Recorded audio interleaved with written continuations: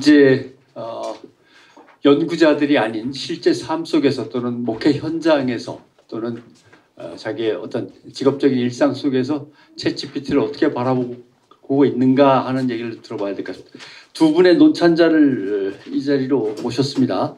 잠깐 자리 정리하는 동안 제가 소개해드리면, 한 분은 나니아의 옷장 문화공간 운영하시면서 목회도 하고 계신 이재윤 대표, 그 다음에 국민일보의 김하영 기자, 두 분을 모시고 논찬의 일단 이야기를 들어보고 질문도 받아보고 또 그 다음에 여러분들의 질문도 받아보도록 하겠습니다. 대충 다 자리가 준비됐죠? 예, 그러면 자리에 한번 좀 앉아주시고 바로 시작하도록 하겠습니다.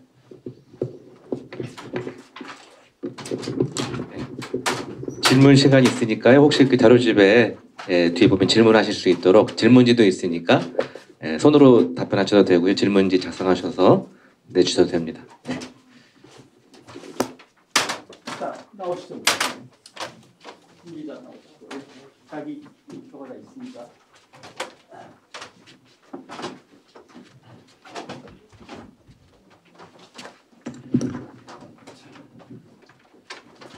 우리 나니아의 옷장 이재윤 대표, 그리고 국민의힘 김하영 기자, 박수 한번 주세요. 우선 그럼 이재윤 대표부터 들으신 소감과 현장에서 궁금했던 거, 따지고 싶은 것들도 한번 얘기해 주시죠. 네, 반갑습니다. 네. 스위치가 있나요?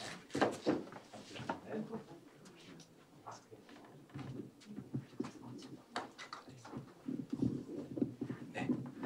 네, 안녕하십니까. 저는 소개해 주신 대로 대학로 부근에서 나니아의 옷장이라는 기독교 문화 공간을 운영하고 있는 이재윤 목사라고 합니다. 반갑습니다. 저는 같은 공간에서 이제 주님의 숲교회라는 교회를 개척해서 이렇게 섬기고 있는 목사이기도 한데요. 그래서 어떤 제가 하고 있는 이제 일의 특성상 젊은 세대들, 소위 MZ 세대들과의 어떤 그런 문화적 교류, 또 신앙적 어떤 나눔이 좀 많은 편인데요. 이렇게 제 소개를 먼저 좀 드리겠습니다. 먼저 오늘 포럼을 통해서 새로운 내용들을 많이 배울 수 있었고요. 또 개인적으로도 많은 영감을 얻을 수 있는 시간이었습니다. 준비해 주신 모든 분들께 감사드리고요. 질문 두 가지를 준비했습니다. 질문을 드리려고 합니다. 일단 첫 번째 질문은 요약해서 먼저 짧게 말씀을 드리면, 크리스찬 MZ 세대들에게 인공지능 시대에 맞는 어떤 이야기들을 해나갈 수 있을까요? 이렇게 짧게 질문을 드리고요. 설명을 조금 드리자면은, 이제 오늘 좋은 강의를 통해서 또 요즘 이제 많이 나오더라고요. 뉴스들을 통해서 목회자들을 위한 조언들, AI 시대에 어떻게 목회자들이 해나가야 하는지에 대한 이야기들은 또 심심치 않게 자료들을 많이 접하고 있습니다.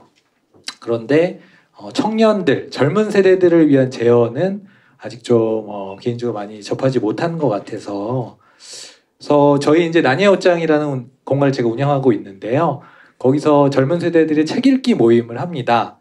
그런데 책에 따라서 이제 젊은 세대들의 어떤 그런 반응도가 이렇게 전해지는 편인데요.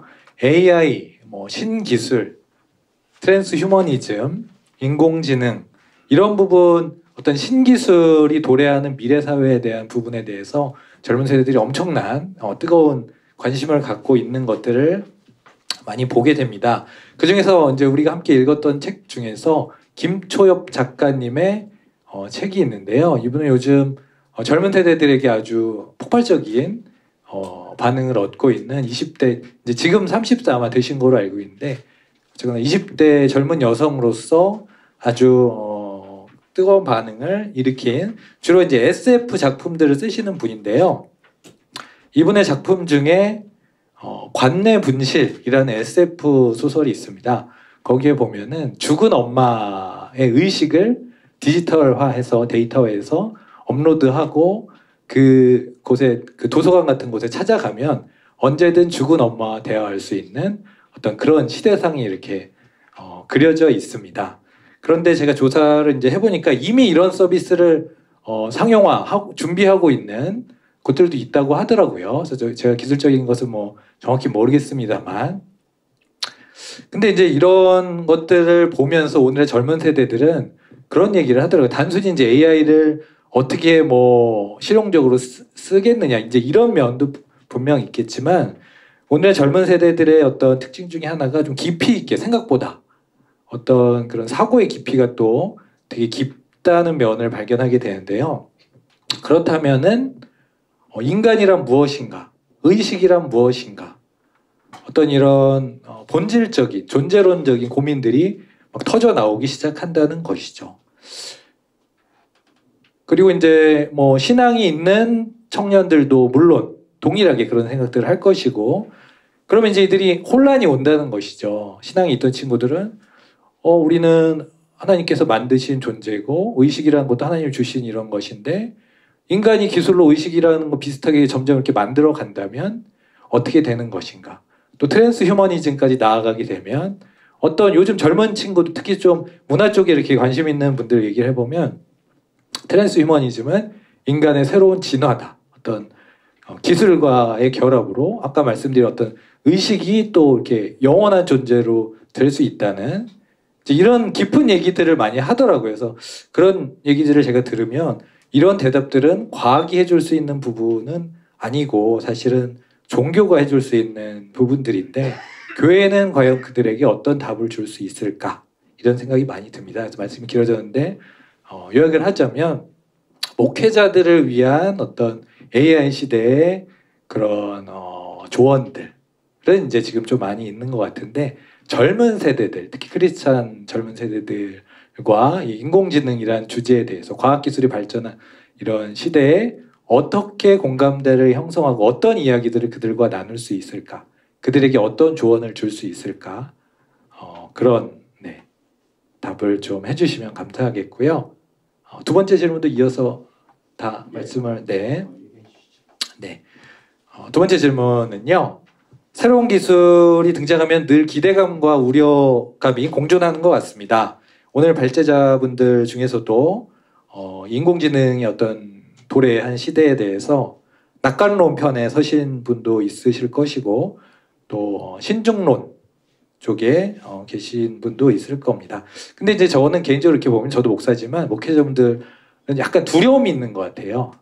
앞으로 이런 시대에 목회를 어떻게 해야 되고, 사람들이 이런 새로운 질문들이 터져 나오는데 어떻게 답을 해줘야 되고, 아무래도 두려움이 좀 있는 것 같습니다. 저도 그렇고요. 근데 오늘 이제 앞서 강의를 제가 들으면서 조금 안심은 됐습니다. 이것이 뭐 또 특별하다면 특별하지만 또 기술의 연장선상에서 뭐 자연스러운 부분도 있구나, 이렇게 받아들여졌는데요. 그런데 최근에 이제 일론 머스크, 또 애플의 공동 창업자 스티브 워즈니악, 인공지능 권위자인 스튜어트 러셀 등 전문가들이 인공지능 개발의 위험성을 인지하고 6개월간 개발을 중단하자, 즉 모라토리움을 제한한다, 이런 성명서를 발표했다는 제가 기사를 보았습니다. 그리고 천여 명이 여기에 이제 서명을 같이 했다는 기사를 보면서 그런 생각이 드는 거죠. 저 사람들이 저렇게 걱정할 정도면 이번엔 좀 뭔가 좀 심각한가 보다, 그런 생각을 저도 하게 되는데요. 이게 어떤 사안인지 좀 설명을 해주시고, 이들이 왜 이렇게까지 어떤 부분 때문에 이렇게 걱정을 하는지, 아니면 또는 본인께서 생각하는 어떤 AI 개발에 대한 위험성, 우리 사회에 예측하지 못할 어떤 다가올 그런 부분들 구체적으로 좀 설명해 주시면 감사하겠습니다. 어떤 분한테 어떤 질문을 돌려드려야 될지는 잘 모르겠습니다. 일단 질문을 다 한번 받아보고, 논천자들 질문을 받아본 다음에 한번 생각해보도록 하겠습니다. 이번에 국민일보 김하영 기자 마이크입니다.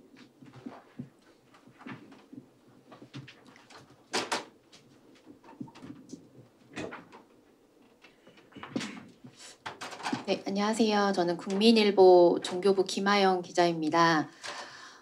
한국에서 인공지능에 대한 관심이 고조된 때는 2016년이었는데요. 그 그 이세돌 구단이 AI 바둑 프로그램인 알파고와의 대국에서 1승 4패로 세기의 대결을 마무리했습니다.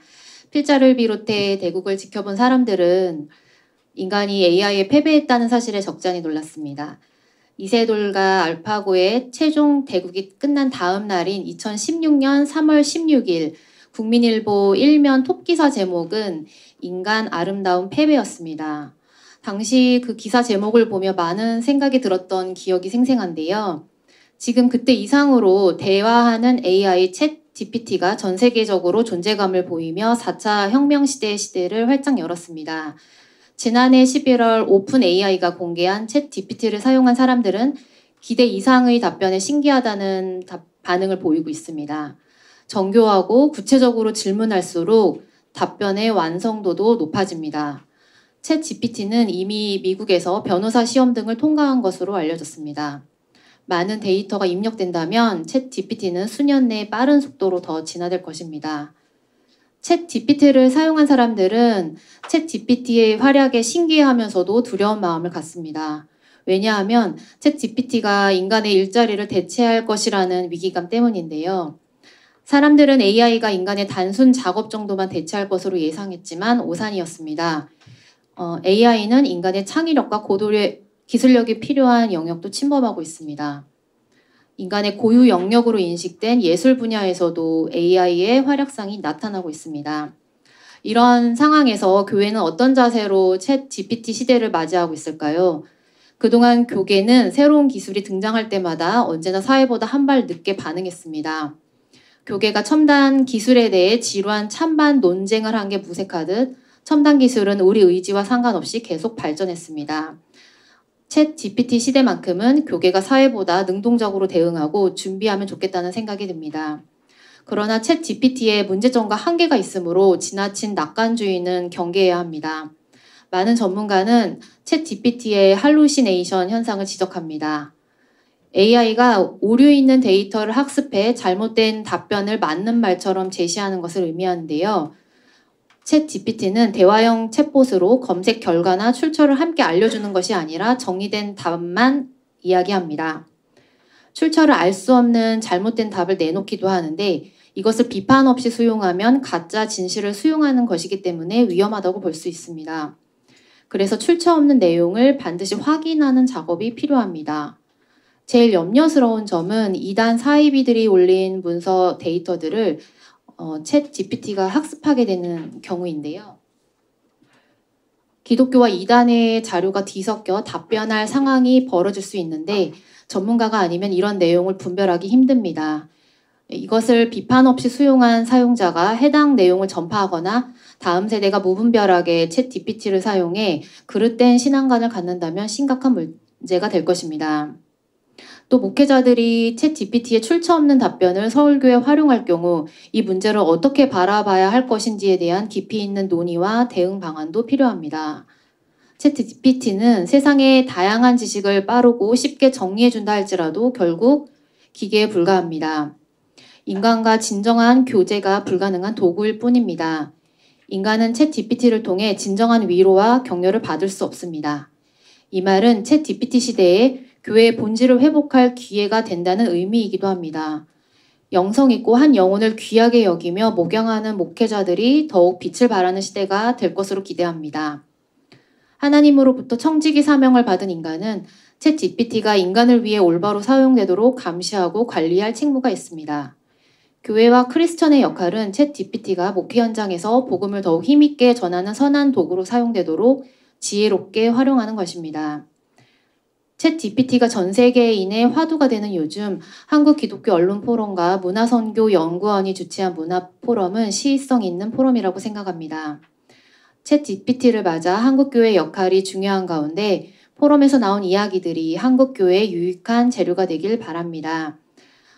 첫 번째 발제자인 김동환 연세대 교수님의 챗 GPT 시대의 목회 그리고 교회 과제에 대해 소상히 기술해 주셨습니다.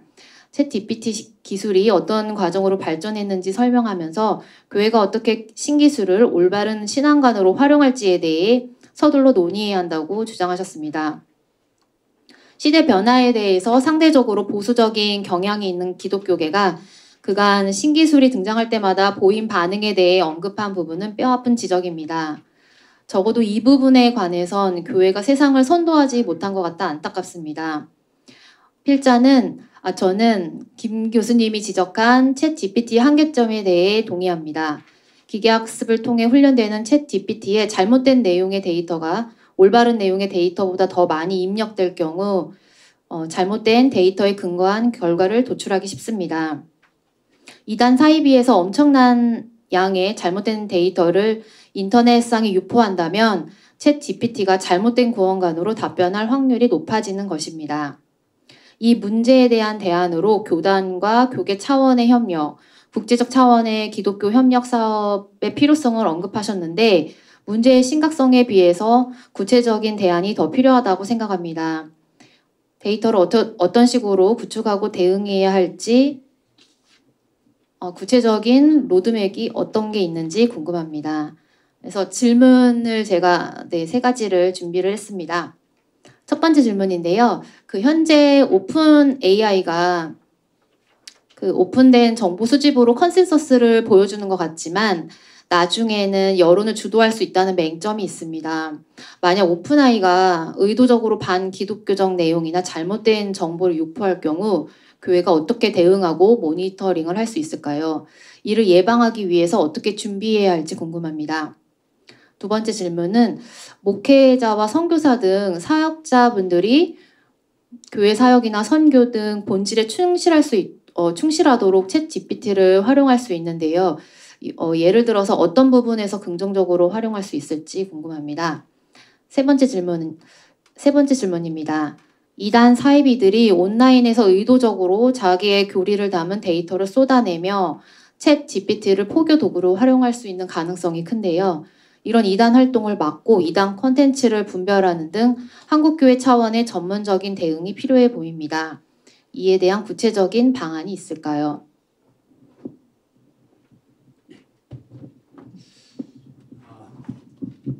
엄청 심각한 질문들도 많이 나왔는데 우선 질문에 대한 답을 준비하시는 것은 아마도 박 교수님한테 많이 가지 않을까 하는 생각이 김 교수님한테 많이 가지 않을까 하는 생각이 드는데 그래서 그 전에 박 교수님하고 사 교수님한테 도대체 젊은 사람들이 어떻게 했으면 좋겠나라고 하는 얘기는 좀 듣고 싶습니다. 왜냐하면 제가 경험을 하나 얘기하면 스마트폰이 막 등장할 때 스마트폰과 교회의 문제를 얘기했는데 갑자기 한 부목사님이 손을 번쩍 들더니 우리 교회는 완전히 해결했습니다. 스마트폰의 문제를.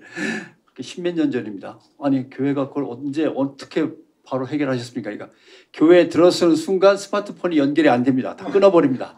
우리 교회는 아무런 문제가 없습니다. 깨끗합니다.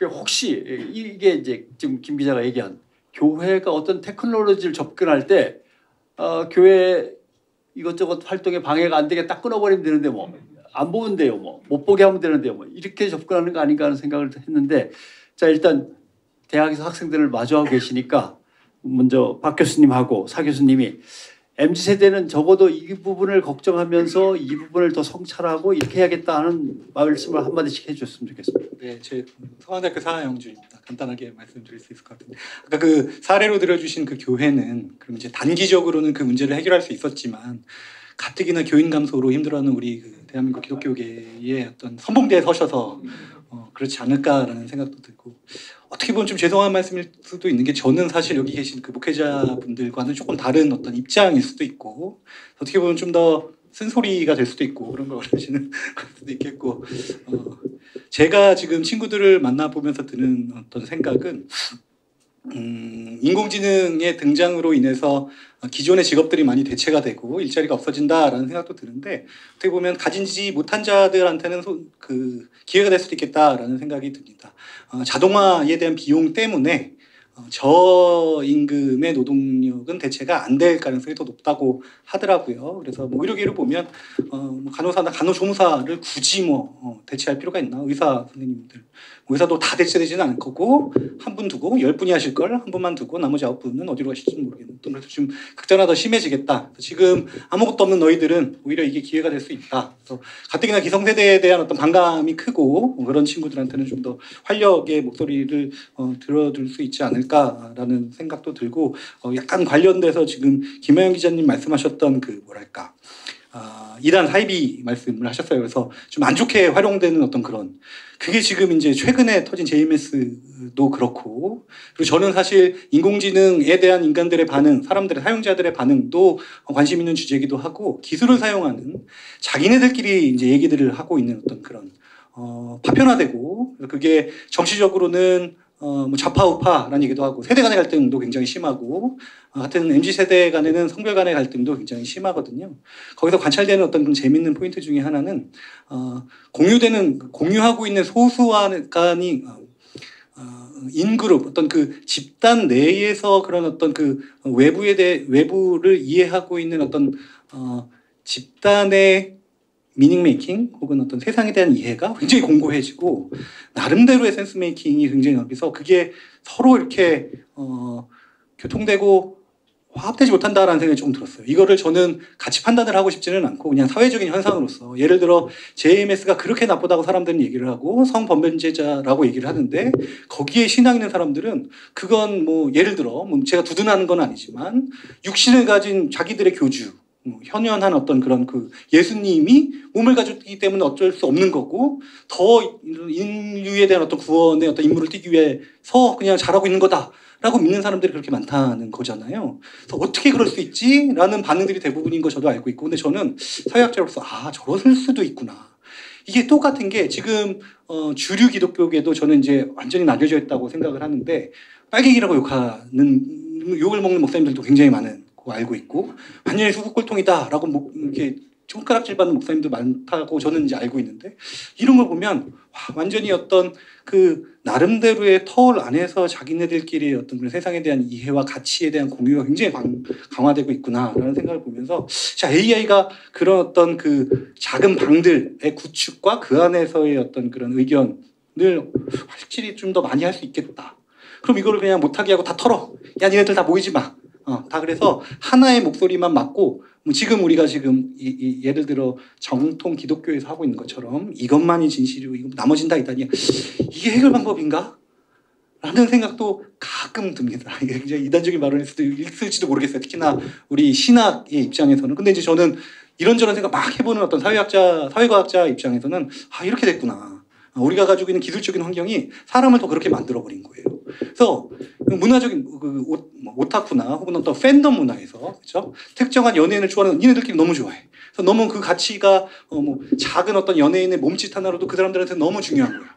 나머지 사람들은 아무것도 니는 그런 거 가지고 인생 낭비하고 있니? 라는 판단들 되게 많이 하는데 그럼 누가 맞는 건가요? 라는 생각도 좀 들어서 그러니까 오늘 이제 이런 자리가 그런 깊이 있는 얘기까지 정답은 없지만 저 자신 개인적으로는 정답을 가지고 있지는 않은데 그런 것도 얘기해 볼 수 있는 것 같아서 어떻게 보면 더 이제 저 그 질문을 바꿔서 질문을 얹었습니다. 대답을 드린 건 아니고 그런 말씀도 좀 드려볼 수 있겠다는 생각이 좀 들어요. 박 교수님.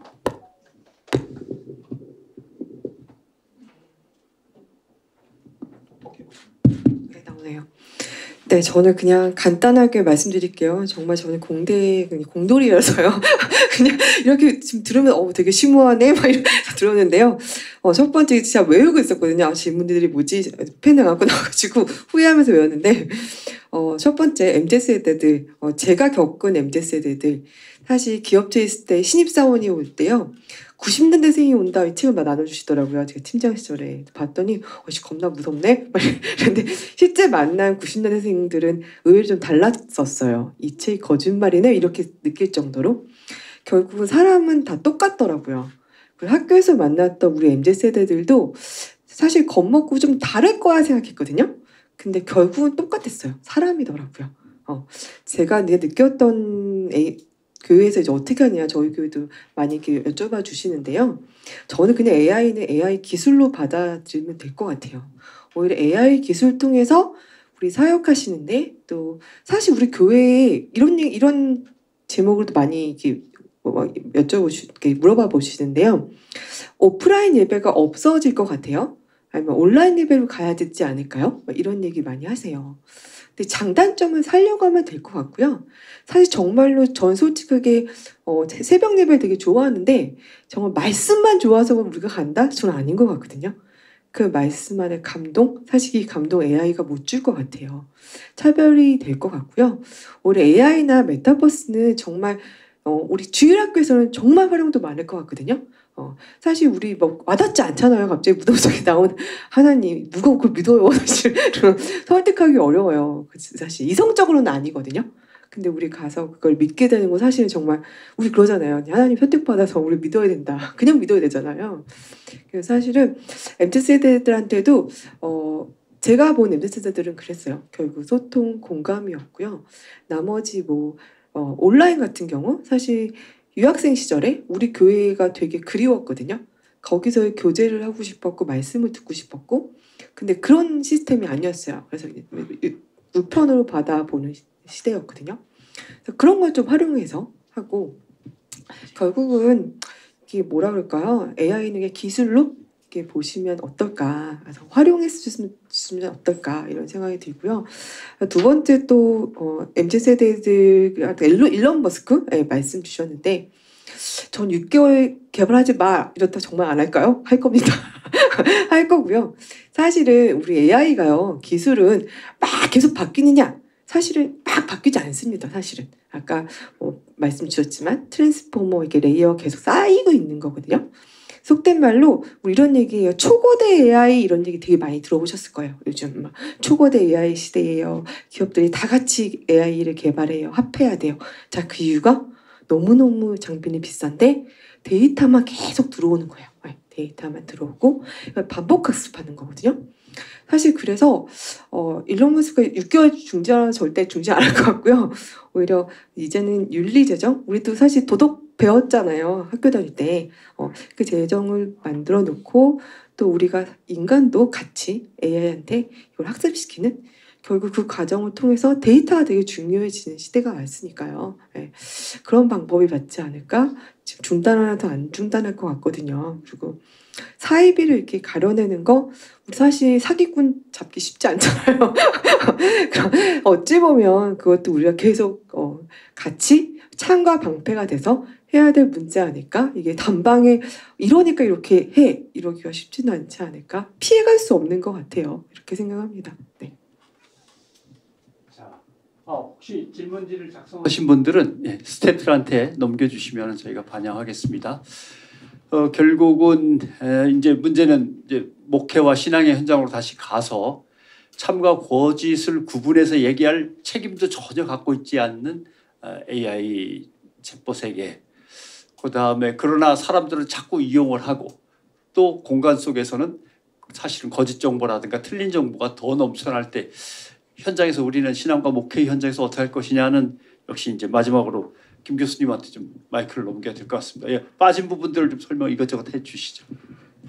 예, 편하게 소통하고 발표하는 자리라 그래서 그렇게 했는데 두 분의 질문은 굉장히 어렵고 깊이가 있어서 이분들이야말로 딥러닝이 되는 인공지능이 아닐까 싶은 생각이 듭니다. 참으로 다행인 것은 제가 어떻게 다 받아 적었어요. 시간이 너무 흘러서 다 잊어먹을 수 있었는데 인간인지라 적었기 때문에 제가 그냥 적은 거 보고 빠른 속도로 떠오르는 것들 그냥 답변을 하도록 하겠습니다. 먼저 이재훈 목사님 질문에서 지금 하시는 사역이 이제 그런 소위 문화 사역이러신 것 같아요. 그래서 죽은 아이를 이렇게 인공지능 통해서 다시 이렇게 그 화면상에서 살려내는 거겠죠. 그런 것을 하면서 거의 스토리텔링 같은 거, 또 그런 소설 이런 거 MZ세대가 관심이 많다 그러셨잖아요. 이게 굉장히 중요한 문제 같습니다. 제가 생각하기에는 오히려 그렇기 때문에 지금은 성경을 더 읽으라고 할 수 있는 여건이 가능한 게 아닐까. 자, 예를 하나 지금 먼저 들어보면은 MZ세대가 성경은 옛날 얘기니까 이런 시대에는 안 읽어야 할 것 같아요. 근데 여러분 한번 생각나는 예를 들어보면은 방금 말했던 죽은 사람 어린이를 이렇게 해서 인공지능으로 화면을 보면서 하는 그런 이야기들이 유사한 게 성경에 있잖아요. 사무엘서인가요? 거기 보면 막 사울이 막 악령에 시달려서 막 다윗을 죽으려고 난리를 칠 때 그때 이제 신접한 여인을 통해 가지고 그렇게 그 죽은 선지자인 사무엘을 불러내 가지고 사무엘이 꾸짖는 거 여러분 아시죠? 몇 분만 하는 거니까 성경 잘 안 읽으시죠? 성경 좀 읽으셔야 돼요. 먼저 많이 읽어야 대답을 하는데 이런 얘기 굉장히 비슷하지 않아요? 그럼 좀 잘 아는 얘기 신약에 예수님의 겟세마나에서 변호사에서 기도하실 때 누가 나타났죠? 예. 묻기가 좀 죄송한데 모세와 엘리야가 나타났잖아요. 그죠? 이거 뭐예요? 자, 이런 얘기가 있다는 것이 일단 굉장히 관심을 불러일으키지 않겠습니까? AI만 이렇게 하는 게 아니라 성경에도 그런 게 있어. 그럼 와, 재미를 느낄 수 있는 성경에 있는 전략이 될 것 같고, 그 다음이 중요하겠죠. 자, 이 부분은 뭐냐면은 바로 영적인 부분이잖아요. 인공지능에 의해서 인간이 만들어낸 기술로 인해서 그냥 없는 것을 가상으로 만든 게 아니라 이거는 영혼의 세계에서의 하나님의 그런 뭐 소위 영적 전투 이런 속에서 하나님의 역사 속에서 이런 영적인 부분이 있단다라고 오히려 말해주면서 성경을 읽게 하는 좋은 담론이 되지 않을까 그런 생각을 해봤습니다. 그 다음에 그 대답도 하셨는데 6개월 중단된다는 거 필요하지요. 네, 그런 선포들을 하는데 저도 기사를 보니까 다 멈출 리가 없다. 교수님 말씀한 대로 그거는 뭐 옆에 우리나라 옆에 있는 C로 시작한 국가만 좋아할 거고 계속 개발할 것이다. 뭐 이런 얘기가 도는데 저는 스탑이 중요한 게 아니라 스탑하는 것은 그 뭐냐면은 다른 데로 관심을 함께해서 합의를 할 수 있는 뒤를 돌아보는 소위 윤리적 성찰을 하자는 말로 저는 이해를 했습니다. 그거를 해야 됩니다. 멈추고 가만히 있고 나는 멈췄어가 아니라 이럴 때 함께 모여서 합의를 하는 이게 대표적인 게 2016년 이세돌 났을 때 아시는 대로 캘리포니아에서 아실로마 23개 원칙을 처음 했잖아요. 그러면서 소위 AI 윤리가 시작됐거든요. 그런 담론이 지속되지가 잘 않습니다. 우리나라 회사에서도 카카오에서도 처음 얘기를 하고 몇 군데 하고 있는데 굉장히 담론이 단순해요. 이런 것들을 진짜 모여서 얘기를 해야 되는 거고 이거는 지금 환경윤리 문제랑 똑같습니다. 환경윤리 문제 하는 것처럼 함께 모여서 지금 CO2 줄이자 계속 멈추자 논의가 많이 되는데 멈추는 게 잘 되나요? 함께 모여서 그런 합의를 끌어내는 그러한 노력을 국제적으로 해야 되는 그 시대에 초점을 두는 것이지 중단이 아니라 오히려 딴 쪽에 그 논의를 윤리적으로 해야 된다. 그 다음에 우리 김영환 기자님의 진짜 심오 깊은 얘기인데 간단히 어떻게 대답을 해보면 그냥 이단 데이터 이런 게 잘못 입력이 됐을 때 잘못되는 그런 부분을 언론까지 포함한 그런 큰 질문인 것 같습니다. 말씀 중에 할루시에이션까지 말씀하셨는데 신학에서 여러분 할루시에이션이 2000년의 오랜 역사 속에서 있어 왔던 논리예요. 뭐냐면 예수님의 부활이 거짓이라는 논증이 2000년 동안 많이 있어 왔거든요. 그중에 할루시에이션 이론이 있습니다. 예수님의 부활을 안 했다는 정보가 많이 흘러서 그것은 아니다. 이런 식으로 쉽게 말하면 그런 거죠. 착시 현상이 이런 얘기들도 있고 그거는 성경에 복음서 기록되어 있죠. 여러분 그 예수님의 그 따르는 무리들 제자들이 예수님의 시체를 훔쳐갔다는 이야기가 지금까지 나온다. 이런 구절이 있어요. 그죠? 이게 말하자면 소위 할루시에는 그런 2000년 전의 이야기가 그때도 있었던 거죠. 그러니까 지금도 마찬가지입니다. 이런 부분에 대해서 우리가 어떻게 해야 되겠는가? 일단 잘못된 자료가 인터넷상에 여러분 굉장히 많은데요. 우리가 많이 입력을 해야 됩니다. 건전한 교계가. 근데 문제는 뭐냐면 우리가 묻는 질문에 대답하기 어려운 게 태반이에요. 예를 들어서 여러분 GPT에다가 이런 사람이 있는데 이 사람 구원 받아요? GPT가 대답해요? 해봤거든요. 나는 인공지능이라서 그런 걸 못합니다. 그러나 이런 식으로 할 수 있으면 첫째, 둘째 해줘요. 그러니까 근데 이단 사이비는 그걸 답을 해줘요. 구원 받는다 안 받는다. 이 사람은 누구냐? 이 사람은 살아난 예수다. 이렇게 답을 해줘요. 그러니까 우리가 건전한 신앙으로는 하나님만 답할 수 있는 거를 답해주니까 교주가 되는 거죠. 그래서 정보가 적습니다. 그러니까 궁금한 거는 2단 답답밖에 없어요. 찾아보시면.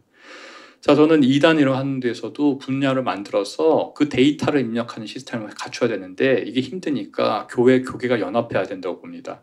대답할 수는 없지만 GPT를 따라하는 거죠. 우리가 오히려 그런 부분은 대답할 수 없어서 안 올리는 게 아니라 대답할 수 없습니다. 그러나 성경에 의하면 이런 근거에서 이럴 수 있습니다라는 많은 정보를 엄청나게 입력을 해줘야 됩니다. 그렇게 할 때 오히려 활용을 할 수 있어요. GPT도요. 그렇게 해서 그 많은 정보가 다수가 이쪽으로 흐르게 만들어야 그런 오판을 GPT가 하지 않을 것이다. 예, 이렇게 생각을 하고 끝으로 국제적 그런 부분에 부족한 부분은 제가 지금 한번 떠올려 제시해 본 거고요. 그런 차원에서 교회에서도 그런 장을 만들고 오후 예배 같은 경우에 이런 논의를 하고 하는 예배를 저도 뭐 어느 교회에서 한번 지금 오후 예배를 대신해서 특강을 한다 그래서 좋은 것 같아서 갈 건데요. 그런 식으로 그걸 활용해서 담론의 장을 열고 교회 교육에서도 그런 재미있는 인공지능 이야기야 하나님의 형상 이야기가 되게 통하거든요. 이런 이야기들 많은 담론을 만들면서 나중에는 교회 차원에서 지역 교회들 차원에서 교계 차원에서 아실로마 원칙 같은 교계의 GPS 활용하는 윤리 지침 같은 거를 만들어낼 수 있다고 하고 그런 것이 국제적으로도 협력이 되는 시대가 정말 오기를 바랍니다. 예, 이상입니다. 예, 맞습니다. 질문이 플로어에서 하나가 들어왔는데 요거는 내용을 보니까 박 교수님이 답변하실 내용입니다. 아까 창의적 혁신과 이 인공지능에 대해서 이제 얘기하시면서 인공지능이 창의적 혁신에 대한 가능성은 이제 적은 걸로 말씀하셨는데 질문을 주신 분은 어차피 경험이 있고 데이터가 있고 계속 학습해 나가는 인공지능이 제로 베이스에서 새로 공부해서 배워서 하겠다고 연구해가지고 어느 수준에 올라야 뭔가 좀 알 수 있는 인간의 반복보다는 훨씬 유리하지 않겠나 그 뜻인 것 같습니다. 맞습니까? 예, 어떻게 생각하십니까? 오히려 더 창의적 혁신의 주체가 인공지능이 되지 않을까라고 하는 질문입니다. 네. 어떤 맥락에서는 맞을 수도 있는데 사실은 인공지능은 학습을 하는 거예요. 과거 학습을. 우리가 옛날에는 제가 있던 기업체 기업에서도 사실 에러 찾기, 그러니까 어노멀리 디텍션이라고 하는데 그 옛날에는 이전에 나왔던 거에 조금 다른 걸 찾는 게 아니라 아예 안 나왔던 거. 얘는 대비할 수가 없는 거예요. 기업체에서 뭐 대비하잖아요. 나중에 문제가 생길 때.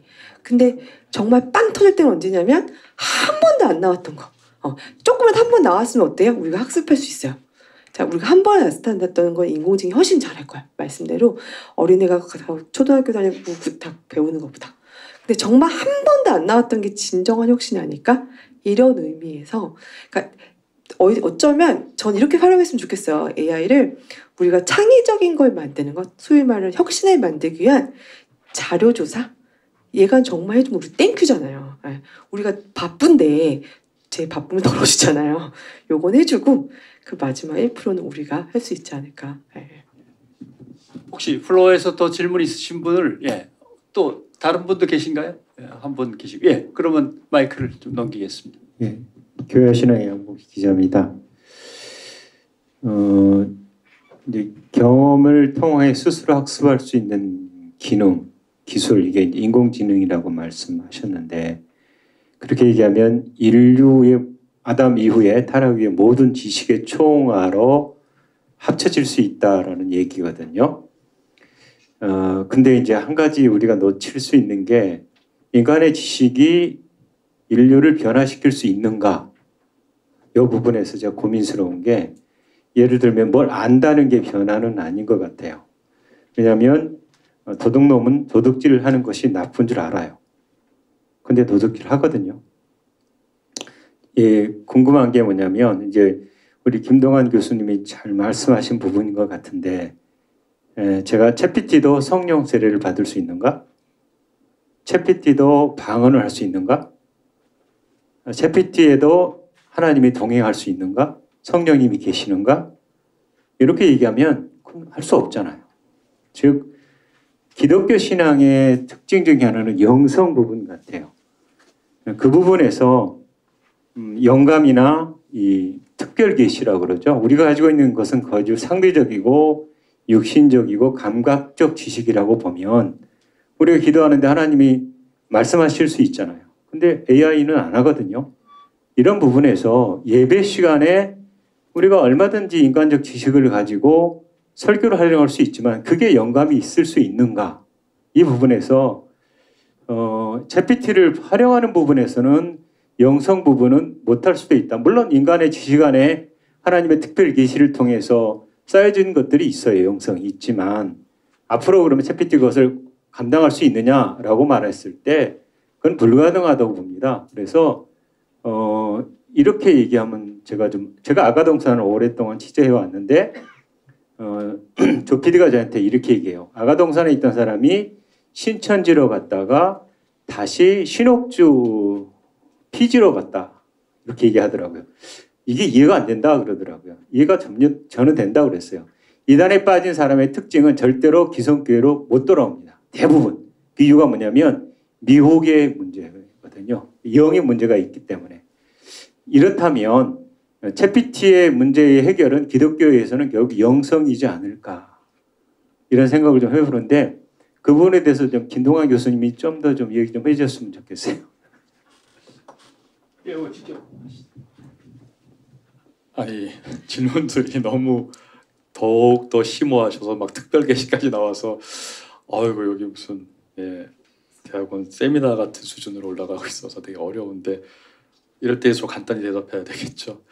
결국은 영혼 문제일 거겠죠, 그죠? 영혼. 쉽게 질문을 제가 오히려 던져보면 챗GPT는 육체가 없으니까 그죠? 저는 소위 요즘 AI 로봇 시대가 앞으로 펼쳐질 것이라고 생각을 하면서 좀 생각을 합니다. 육체의 강화와 정신의 강화가 함께 가는 거기 때문에 그럼 AI 로봇에게 나중에 너무나 인간다운 그러면 인간인지 구별이 안 되고 인간 같은 알고리즘의 감성까지 표현하는 AI 로봇이 됐을 때 그 AI 로봇이 자기의 그 지성과 모든 걸 발휘해서 어느 훌륭한 목사님의 설교를 듣고 감동을 받아 저 세례받고 싶습니다.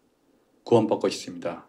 그러면 이 AI 로봇을 세례를 주고 구원받았다 확신을 줘야 됩니까? 안 됩니까? 그리고 받았다 하는데 여기 성령이 임합니까? 안 임합니까? 자, 이거 하나님만 아시는 건데요. 대부분 아직은 아니라고 하실 거예요. 영혼 문제입니다. 결국은. 영혼이 있느냐 없느냐. 이거는 간단히만 말씀드리면 2000년 이전부터 온 담론이에요. 저도 그쪽으로 연구를 했고요. 영혼이 무엇인가? 간단히 하면 어떻게 말씀드릴 수 있는지 모르겠는데 아리스토텔레스로부터 해서 그 전 플라톤으로부터 영혼, 불멸설부터 영혼이 오고요. 이게 성 어거스틴과 칼리토의 아퀴나스에 이르기까지 모든 영혼은 소위 라틴어로 아니마, 이게 아니미즘 같은 토테մ 신앙 같은 건데요. 정신 세계와 사실 비슷합니다. 이론론적인 사상이고 이게 히울의 이론론 사상이 우리와 통해요. 근데 이제 소위 플라톤과 근대의 데카르트의 이원론이 우리는 강한 서구 문명의 영향을 받고 있어서 우리가 육체와 영을 분리를 하거든요. 근데 굉장히 히브리 고대 그리고 구약의 사상은 이론론적이에요. 영과 육이 함께 가고 정신과 영혼을 그렇게 분리하지 않아요. 이런 맥락에서 좀 봐야 된다고 보고요. 그런 점에서 이렇게 보면은 고대로부터 쭉 교부 철학자들이 말한 영혼은 지금 우리가 말하는 마인드나 소울 정도의 정신 개념이고 생명의 제1원칙으로서 이성을 얘기를 해요. 그러니까 이게 지금 우리가 말할 때 죽은 다음에 어떻게 됩니까? 이러면 대부분 육체는 가고 영이 떠난다고 이원론적으로 말하죠. 우리가 사도신경을 외우는데 우리가 나중에 어떻게 부활한다고 고백을 하죠? 육신의 부활을 고백합니다. 어떤 모습으로? 이런 대답이 찾아보면 다 있어요. 근데 제가 말하는 거는 제가 볼 때는 우리는 통전적인 사상으로 바라봐야 되고 그런 점에서 이거냐 저거냐의 문제가 아니라 나중에 그럼 어떻게 우리 육체 부활하나요? 영체죠. 가톨릭에서는. 이런 여러 가지의 그 종교적 신비 이론이란 말 자체도 좀 이상한데 저는 통전적인 사상 속에서 우리가 파악을 해야 되기 때문에 그 질문에 대해서 오히려 제가 질문을 드린 겁니다. 이런 부분에서 나중에 영의 문제를 어떻게 우리가 해석할 것이고 그 영을 과학으로 이게 영이다라고 어떤 뇌피지를 통해서 또 말할 때 우리가 그게 아니라는 것을 과학적으로 증명하다 보면 끝이었고 그건 게임이 안 됩니다. 영성의 신비적인 차원에서 우리가 접근을 해야 되는 문제고 그런 점에서 하여튼 영혼 모르겠습니다. 인간에는 있고요. 우리가 예수님을 구세주로 고백하면 성령이 임하시고 우리는 구원을 받을 것이고 부활할 것입니다. 거기까지만 대답하겠습니다. 네, 알겠습니다. 예, 맨 뒤에 있는 분 마지막으로 한 분만 더. 저는 국민일보 소윤경 기자라고 하고요. 좀 질문이 너무 딥해서 저는 좀 가벼운 질문을 좀 드리고 싶습니다. 좀 그 챗 GPT를 어떻게 사용해야 되는 좀 실제적인 방법에 대한 고민이 좀 필요할 것 같은데 아까 저희 교수님께서 말씀하셨다시피 이제 찬반을 논하기 전에 이제 활용 방안에 대한 고민이 필요할 때라고 얘기를 하셨는데요. 그 활용 방안을 목사님이 활용하는 방안과 또 성도들이 활용하는 방안 두 가지로 좀 분리해야 될 필요성이 있다라는 생각이 들었습니다. 최근에 뭐 유튜브를 통해서 챗 GPT 활용 방안에 대한 강의들이 굉장히 많이 나오고 있습니다. 그게 일반적으로 어떻게 활용하느냐의 그 주제의 차이는 있지만 질문을 어떻게 던지느냐에 대한 교육들이거든요. 그래서 이게 저도 이제 기사를 쓰기 위해서 동일한 질문을 약간 변주를 해서 했더니 답이 전혀 다르게 나와서 좀 놀랬던 경험이 있거든요. 그래서 성도들이 챗 GPT를 사용할 때 어떻게 활용해야 되는지도 궁금하고 이걸 교회에서 이제 성도들에게 교육할 때 목회자들이 어떤 방식으로 교육을 해야 되는지 좀 궁금하고요. 그리고 두 번째는 그 아까 개인의 그 윤리적인 문제에 대해서 표절 말씀을 하셨는데 문체부가 작년부터 이제 워킹그룹을 작년이 아니고 2월부터군요. 워킹그룹을 만들어서 저작권에 대한 지금 변형을 지금 고민을 하고 있습니다. AI와 결합한 그리고 그 지난달인가 로이터에서 미국에서 그 저작권청에서 이런 AI를 결합한 저작권법의 그 수정된 시행령을 공표를 했는데 거기서 재미난 거는 챗 GPT가 만든 창작물에 대해서는 저작권이 따로 없지만 그 기존에 갖고 있었던 그 인간이 만든 창작물을 가지고 만든 챗 GPT는 저작권이 적용된다라는 법안을 만들었거든요. 그러면 그 목사님들이 챗 GPT를 사용했을 때 그 법 안에서의 그 저작권만 지키면 되는 것인지 아니면은 좀 더 강화된 윤리적인 어떤 규범이 필요한 건지도 좀 궁금하거든요. 그래야 목회자들께서 최근에 목대원에서 그 설문조사를 목회자를 대상으로 했을 때 10명 중 8명이 향후에 챗 GPT를 사용하겠다라고 말씀을 주셨기 때문에 목사님들에게는 이 부분도 굉장히 중요할 것 같아서 그 부분에 대해서 좀 말씀을 해주시면 좋을 것 같습니다. 전부 다 김 교수님 거죠? 아닌가요? 네, 아무튼 저작권 문제 같은 건 좀 예를 들면 목회자가 사용하는 것, 그 다음에 신도가 사용하는 건데 신도가 다른 일이 아닌 교회의 문제 또는 신앙의 문제와 관련해서 사용하는 걸 말씀하시는 것 같고 저도 질문을 거기다 얹는다면 목회자와 신도가 함께 머리를 맞대고 함께 사용하는 방법도 괜찮은 건지도 좀 궁금하긴 하고 이거는 이 대표께서 해보신 적 있으십니까 혹시? 저는 개인적으로 목회자로서 많이. 목회자로서 예 알겠습니다. 목회자로서 그다음에 신도들이 신앙의 문제에 또는 신학적인 또는 설교와 관련된 이런저런 문제에 마구 사용하는 것은 어떻게 생각하시나 이것도 궁금하고 함께 공부할 필요가 있는가 교회에서 실제로 한번 같이 하면서 이것도 이제 궁금했고 그거는 김 교수님한테 좀 여쭤보고 싶고요. 그다음에 설교의 저작권이 해당이 됩니까? 그 어디에서 갖고 왔습니다를 목사님들이 잘 안 밝히시죠. 근데 인용을 출처를 밝히려 해도 아까 말씀하셨지만 예. GPT의 그 출처는 나오지 않으니까 참 좋은 정보를 거기서 얻었어도 출처를 저희가 포기를 하고 싶어도 할 수 없는 상황인 것 같습니다. 예. 챗 GPT 자체가 어디에서 따왔다, 어디에서 긁어왔다라는 걸 얘기하지 않으니까. 근데 혹시 설교할 때 제가 이거는 여기서부터 여기까지는 챗 GPT한테 돌린 겁니다라고 얘기를 해야 되는가요? 기자분께서는 어떻게 생각하십니까? 그게 명확하지 않아서. 아 예. 알겠습니다. 자, 다른 교수님들께 너무 이렇게 질문이 몰리니까 제가 잠시 얹으면 같이 십자가를 같이 공동으로 그러니까, 사회지적으로 정보 자체는 크게 새로울 게 없는데 저 사람이 얘기할 때는 좀 더 가깝게, 좀 더 이렇게 의미 있게 다가오는 어떤 그런 것들이 있는 것 같아요. 그래서 우리 목사님이, 내가 좋아하는 목사님이 챗 GPT를 쓰시던 아니면 다른 인터넷 검색을 하시던 아니면 다른 목사님의 설교 말씀을 듣고 또 거기서 가마가 있으셔가지고 또 가져오셔서 뭐 밝히실 수도 있고 안 밝히실 수도 있고 근데 그걸 전달을 해주신다 하면 그게 아마 우리 목사님이 생각하시기에 중요하시니까 그걸 선택하실 것 같거든요. 그래서 저는 이제 요거에 대한 어떤 챗 GPT가 어떻게 작동하고 사람들이 어떻게 쓸지를 조금 이제 관심 있게 보는 사람이니까 뭐 쓰신다고 말씀을 하시던 안 하시던 검색해 보셨을 때 그게 의미 있다고 만약에 마음에 안 드셨으면 한 번 더 물어보셨을 거예요. 아니면 조금 쉬었다가 똑같은 질문을 다시 해도 다른 답이 나오거든요. 그래서 찾으셔가지고 아마 하신 거를 저한테 가져오셨으니까 의미 있겠다라고 받아들일 것 같은데 아마 그렇게들 이제 동의를 하시면 그게 크게 의미가 챗 GPT한테 가지고 오셨다고 해서 아 저거는 아니니까 내가 듣지 말아야지 받아들이지 말아야지 하지는 않으시지 않을까라는 생각도 좀 들고 그렇습니다. 제가 사실 질문과 조금 동떨어질 수도 있는데 그냥 제가 생각하는 걸 좀 말씀을 드려야 되나 말지 계속 머릿속에 고민하다가 마이크를 들었거든요. 조심스러울 수도 있어서. 사실 챗 GPT의 원리는요. 저 언어권 모델이라고 하잖아요. 근데 쉽게 조금 과장되게 설명을 해볼게요. 이 세상에 인터넷에 있는 거를 다 모았어요. 때려 모았어요. 네. 사실 구글이 그래서 되게 잘하는 거잖아요. 우리 사실 구글 지메일 쓴 거 지금 막 억울하고 내 걔가 다 가져간 거잖아요. 다 때려 만들어서 모델링을 한 게 우리 좀 전에 아까 프리트레인드 모델이에요.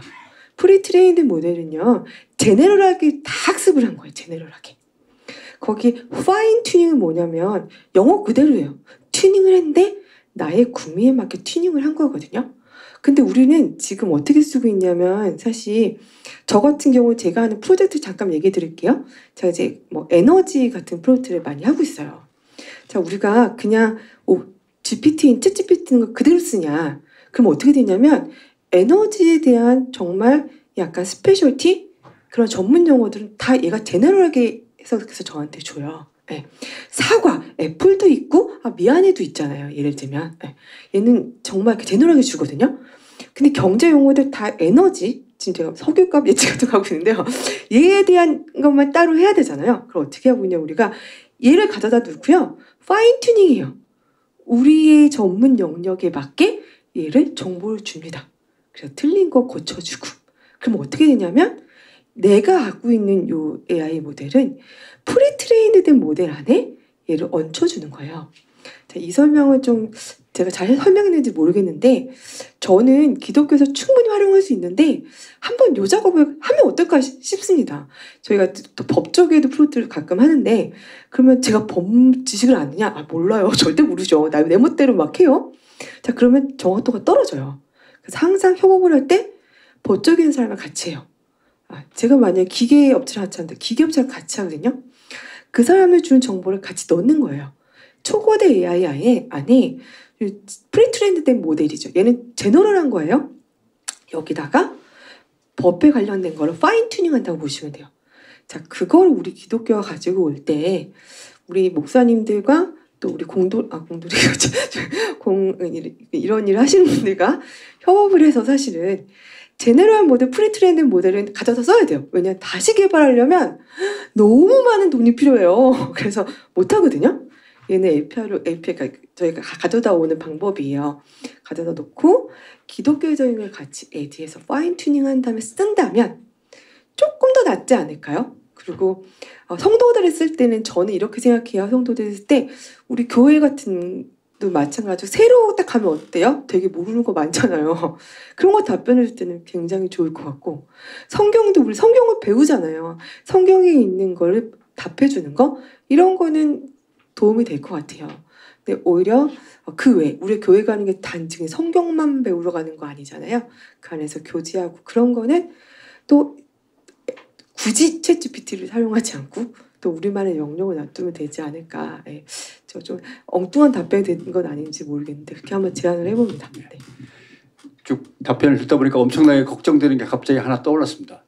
대한민국의 교육 체제가 초등학교부터 대학 끝날 때까지 교회도 마찬가지고 웬만해선 질문을 허용하지 않고 질문 안 하는 게 관행으로 되어 있기 때문에 챗 GPT 시대가 확 열렸을 때 질문하는 기술이 정말 지적하신 대로 꼭 중요하다고 본다면 야 이거 앞으로 교육 체제도 이거 문제가 있겠다라는 걱정이 갑자기 확 들었습니다. 자 마지막으로 김 교수님 정리된 얘기를 좀 듣겠습니다. 예, 제가 뭐 정리를 할 수는 없을 것 같고요. 박 교수님이 지금 제시한 게 되게 중요한 것 같은 생각이 드는데 그거를 저희들한테 제시하지 말고 목회자들한테 제시하는 박 교수님의 사명으로 좀 해가지고 그 파인 튜닝해서 얹히는 거를 해주셔야 될 것 같아요. 예, 나서서 해주시면은 많은 목회자분들이 거기 동참할 것 같은 생각이 듭니다.